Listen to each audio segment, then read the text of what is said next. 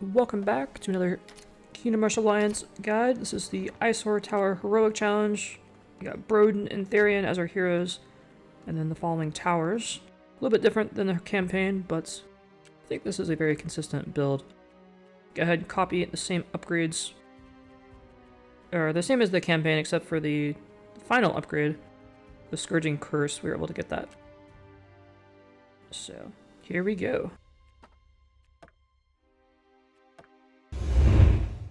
So, starting right off, you're going to notice a few things. First of all, we have a level 4 Emissary on the bottom.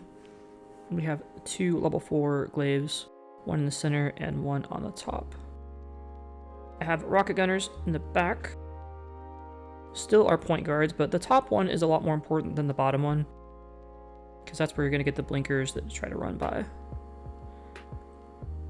The name of the game here is going to be getting our level 4 upgrades before we put a lot of points, or sorry, getting our level 4 towers, and then starting to put points into the upgrades. So move Therian back on the top whenever you see the blinkers come on wave 2. It's very important they don't slip by.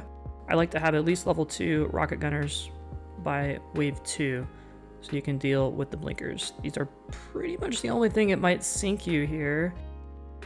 The idea at the bottom is to have your paladins and your emissary stonewall everything that tries to get past. You're going to get healing and thorns and fully upgraded paladins.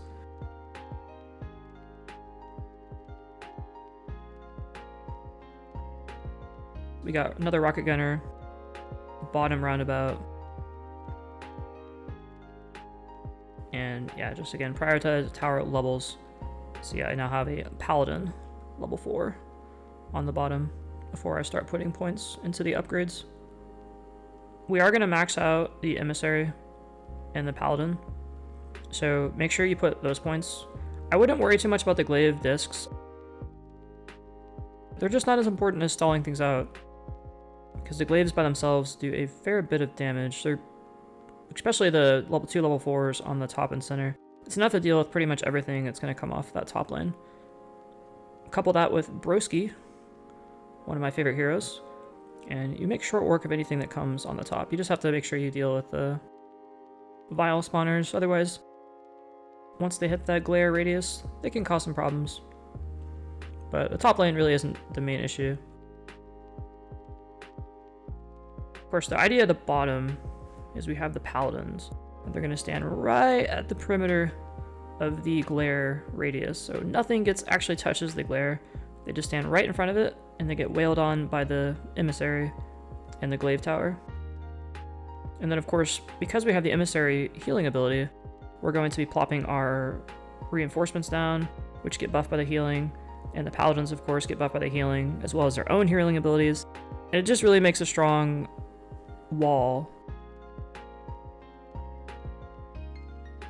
Flesh behemoths do take a little bit of time to kill, but with the healing and the stalling, it shouldn't be much of an issue.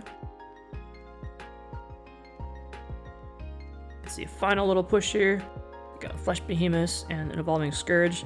Evolving Scourge actually does manage to get fully evolved, but we have enough forces to take it down nice and quick. And with the last little bit of damage, that is GG. Thank you so much for watching.